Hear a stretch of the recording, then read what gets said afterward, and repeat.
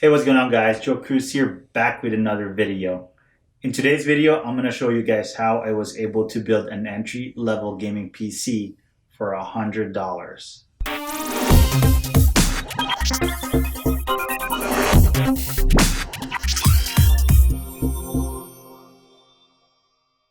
So, for $100, I'm sure you guys know that this won't be a brand new system. Yes, in this build, we are going to be using mostly used parts. Now, this build is not only perfect for those who are just trying to enter the PC gaming, this is also perfect for those people that just don't have the budget to buy a brand new system. Now, luckily, there's actually a lot of online and marketplaces that we are able to use now, such as Facebook Marketplace, Mercari, Letgo, OfferUp, and many more. A few years ago, we didn't have much options. I remember trying to buy a used part from Craigslist before, but I was discouraged because of all the bad things that I heard about it. I mean, I still use Craigslist now, but it's not as bad as it used to be. I do recommend for those of you guys who are trying to buy used parts to use apps that are connected to your Facebook profile, such as the Facebook Marketplace, OfferUp, and Letgo. At least when using these apps, we are able to see the seller's profile, giving us a little bit of an idea on who we are dealing with. Also, we are able to see their ratings based on their previous deals. Okay, so that's enough with the marketplace talk, and let's take a look at what I was actually able to get. So, I actually bought these parts last December of 2018 through Facebook Marketplace. I was able to pick up a motherboard, a GPU, RAM, and a processor for $65. Yes, $65. Now, I didn't get anything top of the line, but it's still definitely very usable. Let's take a look what I was able to get for $65. So, this guy posted these parts on Facebook Marketplace for $70. As you guys can see, he did not have the best picture. It was pretty dusty, and he did not even bother cleaning the parts before posting it for sale. What that means to me is that he's just trying to get rid of these parts as soon as possible. Now, a lot of us will probably skip this just because it doesn't look pretty. So lucky for me, I was actually able to haggle with him for a little bit. So I offered him $60, and he said that if he added the case, would I take it for $65? So pretty much we have a tower that is just missing its hard drive and its power supply for $65. And of course, I took it. So let's take a look at the parts that I was actually able to get. Now, as for the motherboard, it actually came with an Asus M5 A97R 2.0 AM3 Plus socket. For those of you who are new into PC hardware, this motherboard was released about 7 to 8 years ago. Considering the price we got it for, this motherboard isn't bad at all. If we were to buy this off eBay used, the cheapest price I found was $52 plus shipping. As for the CPU, it came with an AMD FX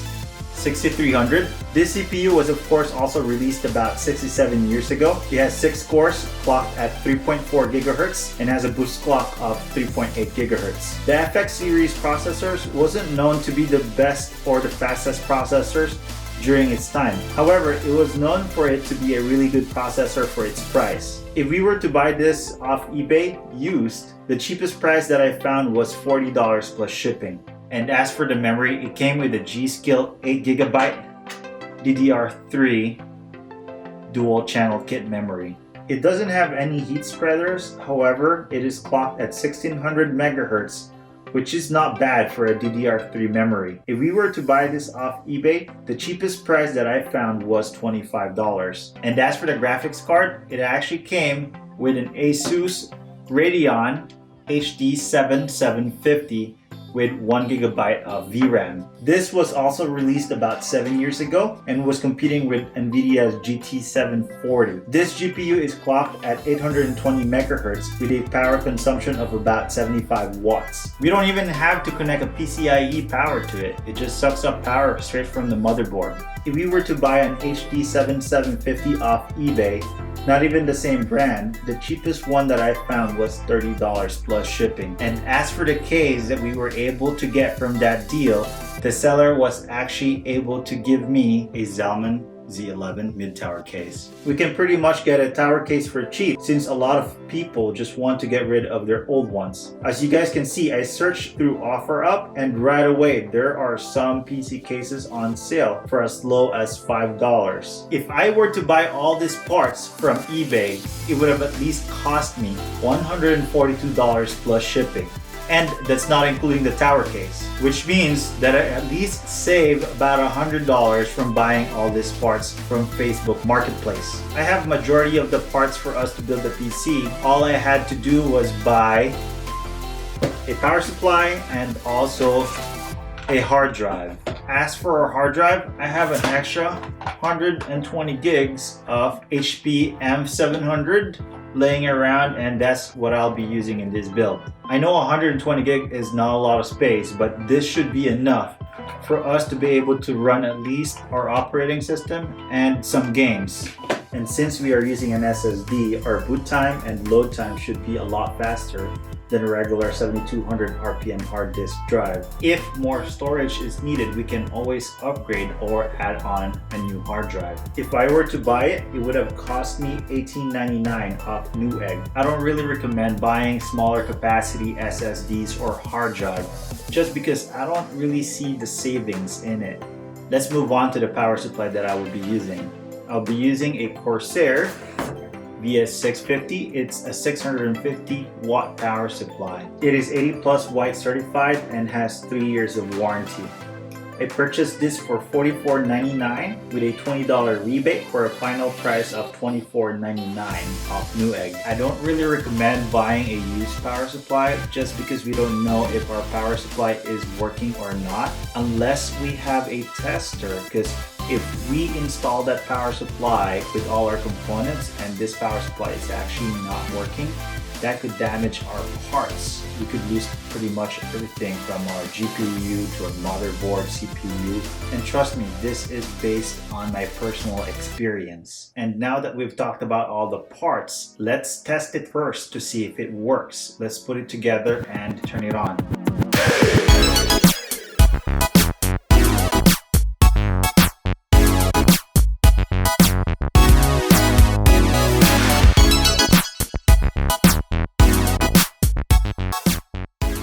Alright guys, so it seems like our parts are all working. As you guys can see, it posted. It's showing that we have 8 gigabytes of RAM with an AMD 6300 processor, and I connected the HDMI cord to the GPU, so we know that all our parts are working. Now that we know that everything's working, we can put it inside the case. Alright, so let's put all of this inside our case now.